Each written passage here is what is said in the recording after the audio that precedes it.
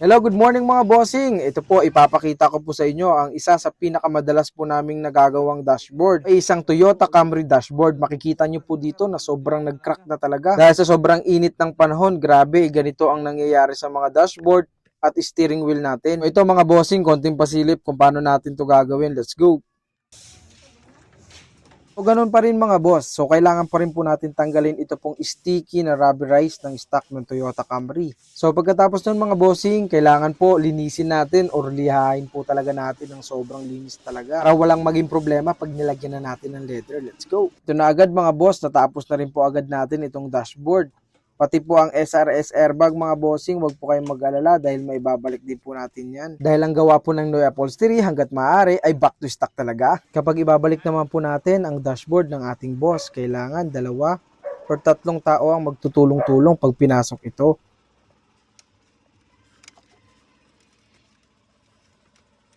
Eto na mga boss, natapos na rin po natin pati ang manibela.